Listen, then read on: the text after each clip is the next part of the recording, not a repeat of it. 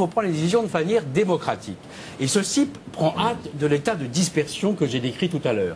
Comme il n'y a plus de dénominateur commun, comme il n'y a plus de raison commune entre les différentes parties prenantes, eh bien, on les rassemble et on dit à chacun d'exprimer son point de vue, et à partir de cette expression dispersée, on va chercher à ce qu'elle trouve un consensus. Ce consensus n'a pas de fondement. Il est fondamentalement instable. Il sera contesté immédiatement à partir du moment où il aura été formulé. Et ça, me semble-t-il, c'est un point auquel aboutit le principe de précaution. Je vous donne tout de suite la parole. Il y a une question qui court en ce moment sur Internet et qui dit que pour tous ceux qui ont plus de 45 ans, c'est-à-dire la majorité de ceux qui sont autour de moi aujourd'hui, j'en fais partie. Nos berceaux étaient souvent couverts de peinture à base de plomb.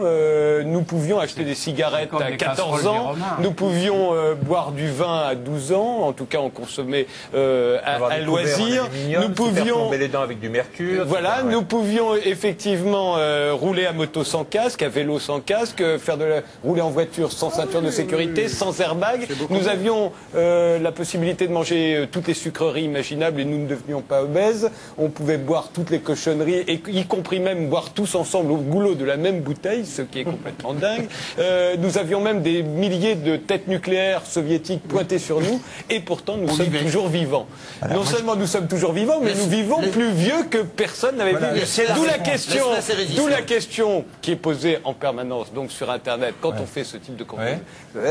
Comment se fait-il? Comment avons-nous fait pour vivre aussi longtemps tous, alors que nous courions ces risques absolument incommensurables que plus aucun parent ne voudrait faire courir à ses propres enfants? J'ai la réponse, ça ne va pas durer.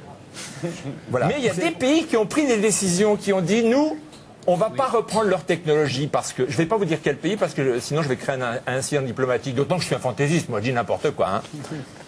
Alors, ce pays-là, il a dit, on va changer la technique de la téléphonie mobile, on va en prendre une non nocive, on va changer les antennes et les postes, on ne va pas leur acheter. Et ils ont dit, décidément, on va pouvoir abandonner l'idée de la force nucléaire contre l'Occident chrétien. De toute façon, dans moins de 10 ans, ils sont tous par terre. À cause de la téléphonie mobile. Ils ont pris cette décision-là. C'est joli, non? Vous êtes allé à la Mecque, vous avez vu, ils ont tous le téléphone portable. Un mot. Non, je suis pas été à la Mecque. La vie étant la seule maladie sexuellement transmissible, toujours mortelle, il faut l'interdire. La conclusion de Mathieu Young? Bah oui, c'est un petit peu ça, oui. Vivre nuit gravement à la santé, oui, c'est ça. Oui. Dominique Voynet, conclusion? Moi j'aime beaucoup la vie, j'ai envie qu'elle dure longtemps. J'ai un téléphone portable, j'essaie aussi, j'ai aussi de limiter la casse, j'ai une oreillette et je fais attention. Je pense qu'on peut prendre des risques si on a les yeux ouverts, si on a le souci de l'impact de nos activités sur les autres. Et donc une démocratie avancée dans laquelle effectivement on admet qu'il y a des intérêts privés, qu'il y a des entreprises qui ont besoin de faire de l'argent, mais dans laquelle on ne tolère pas que ces entreprises dictent la loi, dictent les règles et exercent de telles pressions sur les élus du peuple. Ça me paraît une condition minimaliste à requérir. François Eval, très court. Je suis attentif à ce que les pouvoirs publics, face aux dérives, à cette espèce de dialectique infernale du principe de précaution, rétablissent une décision politique, une décision collective, un principe de solidarité qui soit tel... Solidarité. Un principe de le principe de la loi du plus fort. Voilà. Le principe de la corruption, le principe de la prévarication. Il faut me laisser finir. Et surtout pas le principe de précaution. En fait, c'est les mêmes, je trouve. Il faut me laisser finir. Et qui permettent de sortir de cette espèce d'attitude de défiance généralisée, de dispersion sociale, où on organise des conflits au nom de la protection contre les risques et qui font que finalement on n'arrivera à rien du tout. Je vous remercie d'avoir participé à ce débat qui reprendra vraisemblablement sous d'autres formes, y compris sur Internet. Rendez-vous déjà lundi sur les nanotechnologies.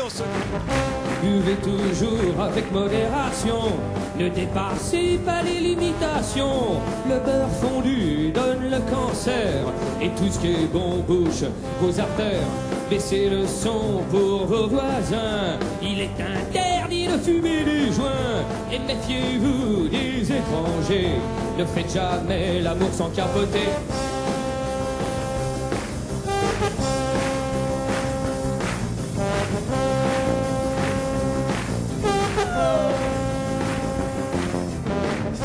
Mettez les barreaux à vos ouvertures et les alarmes à la voiture.